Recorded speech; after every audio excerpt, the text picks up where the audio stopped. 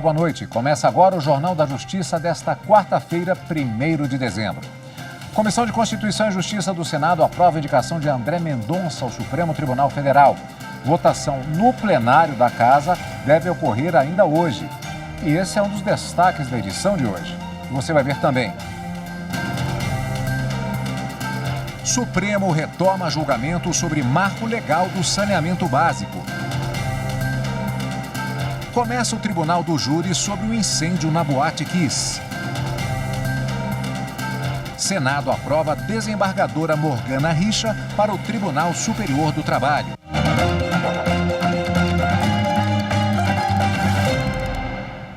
A indicação do ex-advogado-geral da União, André Mendonça, para o Supremo Tribunal Federal foi aprovada na Comissão de Constituição e Justiça do Senado. Quem tem os detalhes ao vivo é o repórter Renato Rosa. Boa noite, Renato. Boa noite, Cadu. Boa noite a todos. A sabatina de André Mendonça terminou por volta das 5h30 da tarde, quando o presidente da Comissão de Constituição e Justiça, senador Davi Alcolumbre, abriu o placar com o resultado. Votação secreta. Houve quórum máximo. Os 27 senadores da CCJ votaram. André Mendonça teve a indicação aprovada pela maioria dos senadores. 18 votaram a favor e 9 contra. A relatora, senadora Elisiane Gama, que apresentou o relatório pela aprovação, disse que esperava esse desfecho, um resultado não aí tão expressivo nessa diferença e a favor de André Mendonça.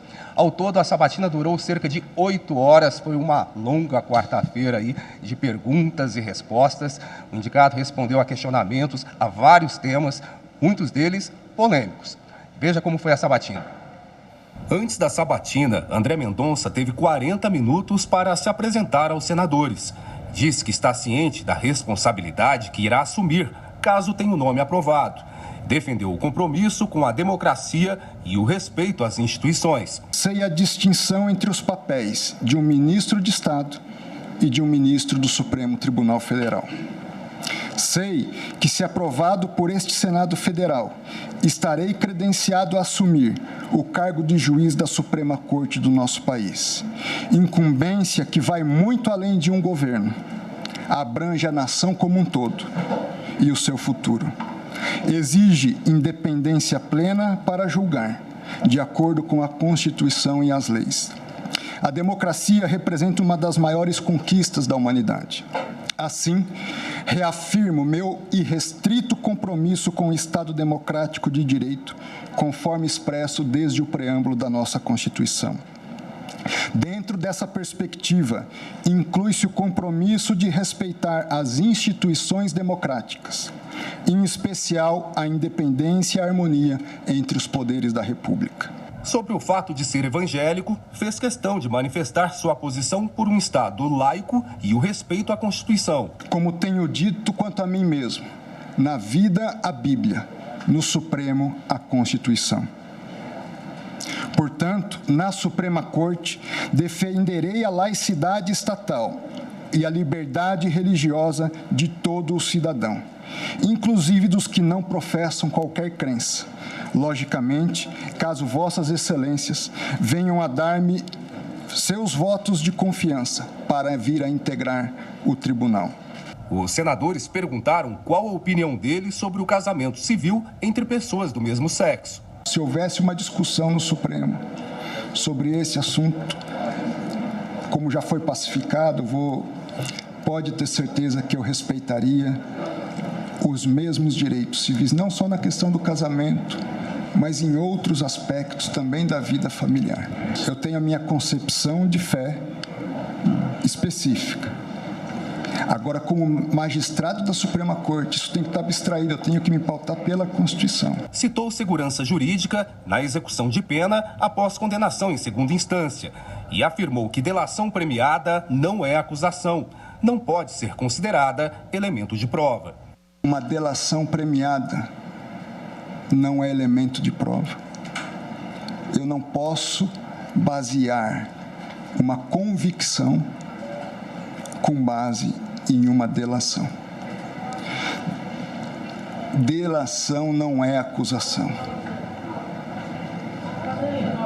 Dito isso, eu entendo que O combate à corrupção tem que ser feito, respeitando os direitos e garantias individuais. Terminou por volta das 6h30 da tarde aí, depois André Mendonça foi levado para uma sala reservada junto com a esposa e a filha para aguardar agora o desfecho da votação no plenário do Senado. É isso, tem que passar aí por uma votação, os parlamentares têm que estar presentes. Inclusive, devido à pandemia, foi organizado um esquema aqui, um voto drive-thru, ou seja, aqueles parlamentares, senadores que são do grupo de risco, que não podem entrar no plenário, aí devido às medidas, essas precauções, eles chegam lá pela chapelaria, na entrada do Senado, de carro mesmo, podem votar e depois seguem, vão embora. Por enquanto, existem outros projetos aí sendo analisados, né, e fica a expectativa para votar, para os senadores votarem essa indicação a qualquer momento. E para ele realmente ocupar essa vaga que foi deixada pelo ministro aposentado Marco Aurélio, André Mendonça precisa de pelo menos 41 votos a favor. Cadu, com você. Obrigado, Renato. A cobertura continua. Como você viu, se aprovado no plenário do Senado, André Mendonça será o segundo ministro do Supremo Tribunal Federal indicado pelo atual governo. Ele vai assumir a vaga do ministro Marco Aurélio, que se aposentou em julho. André Luiz de Almeida Mendonça tem 48 anos. É formado em Ciências Jurídicas e Sociais pela Instituição Toledo de Ensino, atual Centro Universitário de Bauru, no interior de São Paulo. Mendonça tem especialização em Direito Público pela Universidade de Brasília, mestrado e doutorado pela Universidade de Salamanca, na Espanha. Ele iniciou a carreira como advogado da União em 1997, defendendo a Petrobras. Em 2018, foi nomeado para comandar a AGU. Como advogado-geral da União, se destacou na recuperação de recursos desviados pela corrupção que foram mandados para fora do Brasil. 2 anos depois, ele assumiu o Ministério da Justiça e Segurança Pública. Em março deste ano, voltou ao cargo de advogado da União até ser indicado pelo presidente Jair Bolsonaro a ministro do Supremo Tribunal Federal. E o Senado Federal aprovou a indicação da desembargadora Morgana de Almeida Richa para o cargo de ministra do Tribunal Superior do Trabalho. Também foram aprovadas as indicações para compor o Conselho Nacional de Justiça. Os indicados foram sabatinados pela Comissão de Constituição e Justiça do Senado, que aprovou as indicações e as submeteu ao plenário da Casa. Na sabatina, a desembargadora Morgana Richa afirmou que adotará como norte de atuação no TST a pacificação social e a defesa da segurança jurídica a partir da ponderação e do diálogo. Para o Conselho Nacional de Justiça foi indicado o vice-presidente do TST, ministro Vieira de Mello Filho. O ministro destacou que essa será uma oportunidade de compartilhar com os demais segmentos do Poder Judiciário a experiência acumulada em 34 anos de magistratura do trabalho, em favor do aperfeiçoamento do Serviço Público de Justiça. Também foram indicados ao CNJ a desembargadora do TRT da 2ª Região em São Paulo, Jane Granzotto Torres da Silva, e o juiz do trabalho, Roberto Fragale Filho. Nesta quarta-feira, o Supremo Tribunal Federal voltou a julgar o novo marco do saneamento básico. A repórter Marta Ferreira acompanhou a sessão de hoje e tem os detalhes. Boa noite, Marta. Boa noite, Cadu. Boa noite a todos. Esse julgamento foi retomado hoje à tarde com o voto de mais 3 ministros: Nunes Marques, Alexandre de Moraes e Edson Fachin. Nunes Marques e Alexandre de Moraes acompanharam integralmente o voto do relator, o ministro Luiz Fux, votando pela constitucionalidade da norma, ou seja, que não houve usurpação da competência dos municípios. Já o ministro Edson Fachin abriu divergência em parte. Depois, a sessão foi suspensa e será retomada amanhã à tarde com o voto do ministro Luiz Roberto Barroso. Eu acompanhei a sessão e preparei uma reportagem que você confere a seguir. Sancionado em julho do ano passado, o novo marco do saneamento básico facilita a participação da iniciativa privada no setor e prevê o fornecimento de água potável para 99% da população até o fim de 2033. Também atribuiu à Agência Nacional de Águas competência para editar normas sobre o serviço de saneamento. Também ficou estabelecido um prazo para o fim dos lixões no país. A nova lei estabelece também que os contratos atuais poderão ser mantidos até sua vigência final. Ainda prevê o sistema de saneamento com prestação de serviço regionalizada. Assim, as empresas não podem fornecer serviço apenas para os municípios de interesse delas, que gerem lucro. Atualmente, em 94% das cidades brasileiras, o serviço de saneamento é prestado por empresas estatais. As empresas privadas administram o serviço em apenas 6% das cidades. Dados do IBGE mostram que mais de 35 milhões de brasileiros não têm acesso à água tratada. Mais de 100 milhões não têm coleta de esgoto e somente 46% do volume gerado de esgoto no país é tratado. No STF, 4 ações questionam a validade de dispositivos do novo Marco Legal do Saneamento Básico. Elas foram propostas por partidos políticos e associações que representam o setor.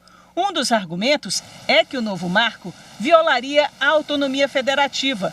Também alegam que as novas regras podem criar um monopólio do setor privado nos serviços de fornecimento de água e esgoto, em prejuízo da universalização do acesso e aumento das tarifas. O julgamento foi retomado nesta quarta-feira. Os ministros Nunes Marques e Alexandre de Moraes acompanharam o relator ministro Luiz Fux, votando pela constitucionalidade da norma. A questão da política tarifária e regulatória também está bem regulada pela lei. Não há, por parte da lei federal, a imposição de valores de tarifas aos titulares dos serviços de saneamento.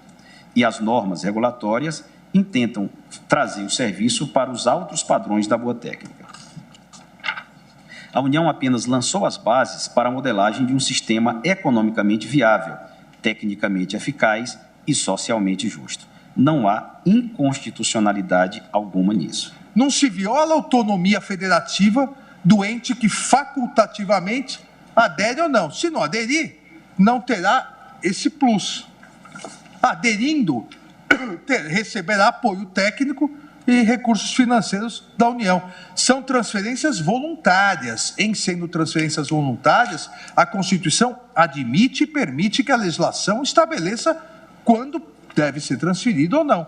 O ministro Edson Fachin divergiu em parte do relator. Que, de fato, preocupa nessa ordem de ideias, além dos aspectos que trouxe a colação, é também a projeção que a lei faz sobre contratos celebrados pelos próprios municípios, que é o que decorre do artigo 13º da lei, segundo a qual o decreto disporá sobre apoio técnico e financeiro da União a adaptação dos serviços públicos de saneamento às disposições dessa lei, observadas as seguintes etapas. Inciso 5º, alteração dos contratos de programas vigentes.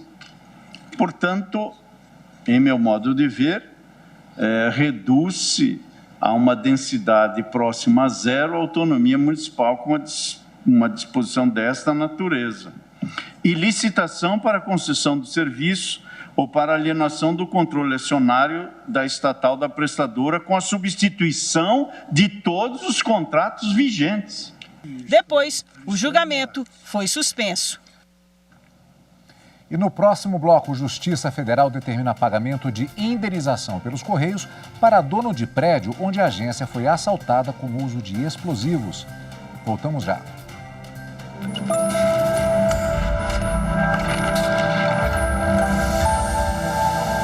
A Constituição Federal de 88 é um marco no processo de redemocratização do Brasil e superação do regime de ditadura militar. Cada artigo, parágrafo, inciso, cada direito previsto na nossa Constituição é fruto de muito debate, discussão e, acima de tudo, de participação e mobilização popular.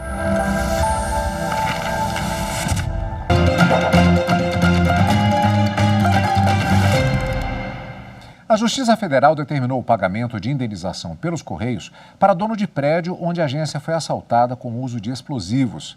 Confira os detalhes. O proprietário do edifício em Alagoinha, no Piauí, entrou na justiça pedindo reparação por danos morais e materiais após a explosão ocorrida no espaço locado pelos Correios. No roubo, 3 ambientes próximos também foram danificados. Após a primeira decisão favorável ao autor, a empresa de Correios e Telégrafos apelou contra a sentença e defendeu que foi um caso fortuito, causado por terceiros, e que, sendo assim, não teria qualquer culpa pelo ocorrido. Alegou ainda que não ficou comprovado abalo psíquico que justifique a condenação por danos morais. Quando a apelação chegou à sexta turma do TRF1, o relator, desembargador federal Daniel Paes Ribeiro, afirmou que os Correios deveriam estar mais preparados para possíveis roubos, uma vez que trabalham com movimentação de valores em espécie. Ele entendeu que o autor faz jus à indenização por danos morais, por causa da omissão dos Correios em tentar evitar a situação. Por unanimidade, o colegiado manteve a condenação dos Correios ao pagamento de indenização de R$ 115 mil por danos materiais e de R$ 10 mil por danos morais. Nesta quinta-feira, às 9 horas da manhã, tem live no canal da ONU Mulheres no YouTube para debater o tema violência política contra mulheres, compromissos para o futuro. O evento, organizado pela ONU Mulheres e pelo PNUD, vai contar com a participação da delegação da União Europeia, do Tribunal Superior Eleitoral, da Secretaria Nacional de Políticas para Mulheres, entre outras entidades. A moderação será feita pelo Instituto Alziras. Dados do Observatório de Segurança Pública mostram que a quantidade de crianças e adolescentes vítimas de violência é alta. Em nome do combate ao abuso dessa parcela da população, o Tribunal de Justiça de Minas Gerais tem uma coordenadoria dedicada à execução das políticas de cuidado e atenção aos jovens. De janeiro a outubro desse ano, 30.300 menores de 18 anos foram vítimas de infrações, como ameaças, agressões, estupro, maus tratos e abandono. Os dados são do Observatório de Segurança Pública do Estado de Minas Gerais. Vemos, pela nossa experiência aqui, que muitos casos de violência, eles partem do seio familiar, né? São famílias que, né, por alguma questão, enfim, ou desestrutura, disfunção, acabam trazendo aí para a criança ou adolescente algum tipo de gravame, submetendo-as à violência, né? Seja de natureza psicológica, seja de natureza física ou sexual. Para chamar a atenção sobre o problema da violência contra as crianças e os adolescentes e incentivar a criação de programas de proteção, em Minas Gerais existem várias iniciativas do poder público para combater e prevenir o abuso de crianças e de adolescentes. A Polícia Civil tem cartilhas que abordam o assunto e incentivam as denúncias. O termo abuso, ele significa você ultrapassar um limite. Você ultrapassar aquilo que, alguma coisa que vai causar um constrangimento, vai coagir aquela pessoa de determinada forma. E com relação ao abuso sexual, muitas vezes a pessoa ela pensa que precisa de ter algum vestígio, né? Que é a conjunção carnal. Mas não, a gente tem a prática de qualquer ato libidinoso que pode significar que a criança foi vítima de um estupro. E muitos casos, a grande maioria dos casos que acontecem com crianças, eles não deixam vestígios físicos. Em 2010, o TJ de Minas criou um órgão permanente de coordenação de políticas públicas para crianças e adolescentes, a COINGE, Coordenadoria da Infância e da Juventude. Em 2019, o tribunal instalou a VECA, vara especializada em crimes contra a criança e o adolescente. As crianças em idade pré-escolar, em idade escolar e depois os adolescentes, eles muitas vezes sintomatizam essa violência de formas diferentes, né? Então, é muito importante que aquela pessoa que tenha contato, né, direto com a criança ali, perceba o comportamento natural da criança, se alguma coisa está acontecendo ali que ela está se portando de forma diferente. E veja a seguir o primeiro dia do Tribunal do Júri do incêndio da Boate Kiss. É depois do intervalo.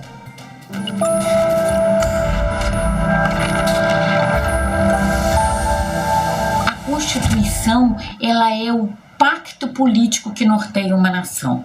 Nela estão contidos os fatores reais de poder que são as forças políticas que estão naquele arranjo. Essa é uma formulação de um autor chamado Ferdinando de La Salle, e isso demonstra para a gente a necessidade de que a gente defenda e garanta aquilo que está escrito na Constituição, não só como lei maior, mas como resultado do nosso arranjo político institucional.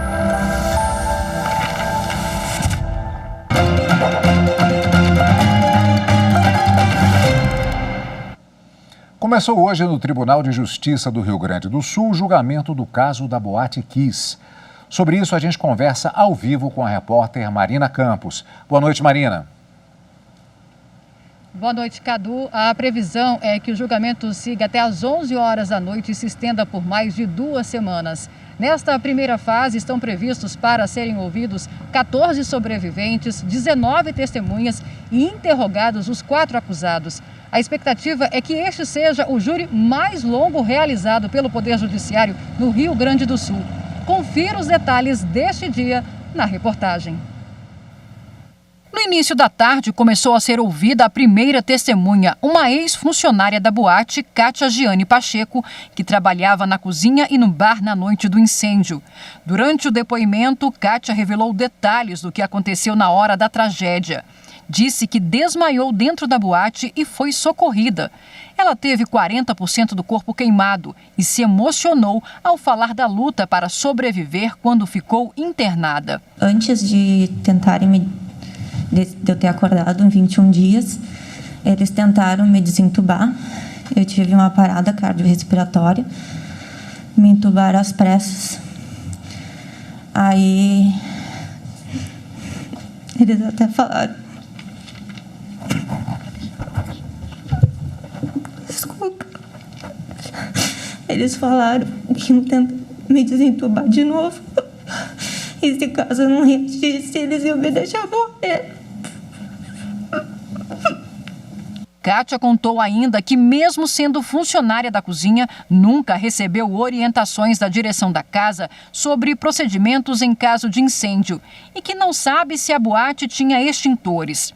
Os sócios da Boate Kiss, Elisandro Calegaro Spor e Mauro Londero Hoffman, e 2 integrantes da banda Gurizada Fandangueira, Marcelo de Jesus dos Santos e Luciano Bonilha Leão, são acusados de serem os responsáveis pelo incêndio na boate.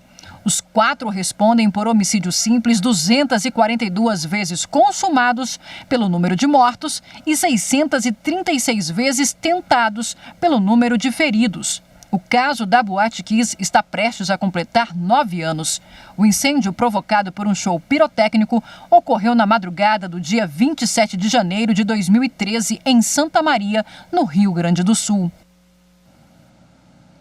O Superior Tribunal de Justiça manteve decisão que fixou indenização por dano moral em R$600 mil à família do adolescente morto na chacina de Costa Barros, no Rio de Janeiro. A ministra do STJ, a Suzete Magalhães, manteve a indenização fixada pelo Tribunal de Justiça do Rio de Janeiro. A chacina ocorreu em 2015. Na ocasião, 5 jovens entre 16 e 25 anos estavam dentro de um carro que foi baleado por mais de 100 tiros disparados por policiais do Rio de Janeiro. Todos os ocupantes do veículo morreram. No recurso especial apresentado ao STJ, o Estado questionou a condenação ao pagamento de uma pensão mensal até a data em que a vítima completaria 65 anos e despesas com o funeral, alegando que a vítima não tinha renda e que os valores com o enterro não foram comprovados. A relatora rejeitou o argumento de que o Tribunal Fluminense não teria apreciado algumas das questões levantadas pela defesa do Estado e indeferiu o recurso, mantendo o acórdão que fixou, além da pensão e das despesas com o funeral, o pagamento de R$400 mil para a mãe e R$200 mil para a irmã do rapaz morto, a título de danos morais. A ministra Suzete avaliou que ficou demonstrado os requisitos para a responsabilização civil e a razoabilidade do valor fixado. O Jornal da Justiça fica por aqui. Uma boa noite para você e até amanhã.